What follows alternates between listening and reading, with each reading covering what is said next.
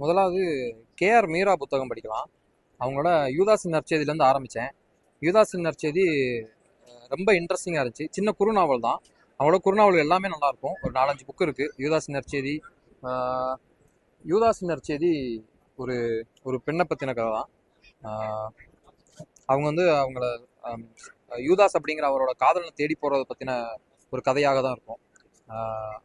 ஒரு பெண்ணு அவளை சுற்றின கதைகள்ங்கிறது இது ரொம்ப அழுத்தமாக இருந்துச்சு. அதேமாரி இவங்களோட தேவதையின் மச்சங்களும் ஒரு 2 சிறுகதை அதை தொகுப்பாக இருக்கும். இதில் தேவதையின் மச்சங்கள், கருநிலம் ரெண்டுமே 2 சிறுகதை. தேவதையின் மச்சங்கள் ரொம்பவே சூப்பராக இருந்துச்சு. எனக்கு ரொம்ப பிடிச்ச புக்கில் ஒன்றா இருந்துச்சு.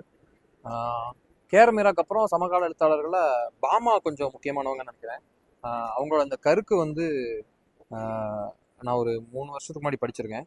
அப்போவே ரொம்ப இன்ட்ரெஸ்டிங்காக இருந்துச்சு. ஒரு ஒரு கிறிஸ்துவ பெண்மணி, அதில் இருக்க ஜாதிய கட்டமைப்புகள், அவங்க எவ்வளோ ஸ்ட்ரகிள் பண்ணியிருக்காங்க, அதை மையப்படுத்தியிருக்கோம். பாமாவோட சங்கதி, மனுஷி, அப்புறம் விருச்சங்களாகும் விதைகள், இதெல்லாமே நல்ல புத்தகங்கள் ஒன்று. அப்புறம் எழுத்தாளர்கள் பார்த்தீங்கன்னா சு வெங்கடேசன், அவரோட வேள்பாரியும் அப்புறம் சிந்து முதல் வைகை வரை, அந்த புத்தகம் ரொம்ப நல்லா இருக்கும். கதைகளின் கதையும் ரொம்பவே நல்லா இருக்கும். வேள்பாரி வந்து ரொம்ப இன்ட்ரெஸ்டிங்கான ஒரு கதையாக இருக்கும். அவ்வளோ ஃபேக்ட்டும் இன்ஃபர்மேஷன்ஸ் கொடுப்பாங்க. கதையாகவுமே ரொம்ப சூப்பராக இருக்கும்.